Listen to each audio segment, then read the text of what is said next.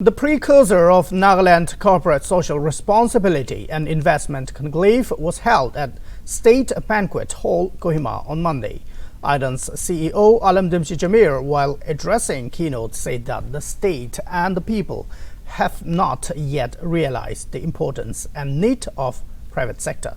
Meanwhile, Chief Secretary J. Alam highlighted that the state's economy revolves around agriculture and services, while maintaining that 70% of the state's population is engaged in agriculture.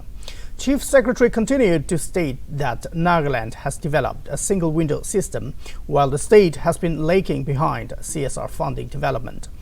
It can be seen that Dr. Chingmak Chang encouraged the bank's CSR to come and invest in Nagaland. Meanwhile, project head of a German organization, Julia Karst, passed a recommendation for the Nagaland State Women Entrepreneurship in the aim to creating a centralized platform both online and virtual, increasing the number of dedicated support to women entrepreneurs, enhancing and digital literacy, making sure Naga women entrepreneurs are strongly represented and access to finance dedicated for women. It is also to be mentioned that Nagaland is the first in the entire Northeast regions to have launched a single windows system. It has been going through the throes of financial and resources crunch. That is because the state and the people have not yet realized the potentials or the need for the expansion of the private sector. And the private sector is growing to be the greatest, to be the leading in the development and the growth process of any society. And in this, it is time that the people of Nagaland started looking at the private sector with a closer eyes and understanding the way that they have to act and to behave and be prepared for the private sector to enter into Nagaland. The economy of Nagaland at present revolves around agriculture and services, in which government services have a significant share.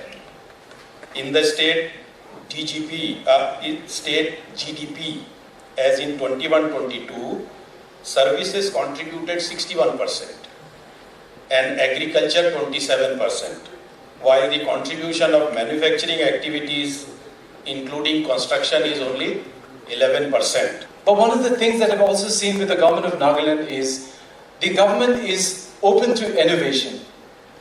And I'm proud to say to them that I think we run a primary health center in the eastern part of Nagaland, and I can proudly say that this is the only primary health center in the entire country where the doctors, nurses, the cook, the lab technician, the ambulance driver, all of them are appointed by the villagers and paid by the government.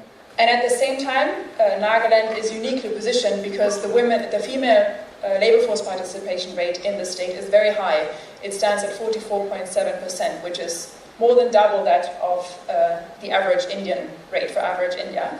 So it's a sign that women in Nagaland are empowered and they are uniquely positioned to become stronger and take up entrepreneurship.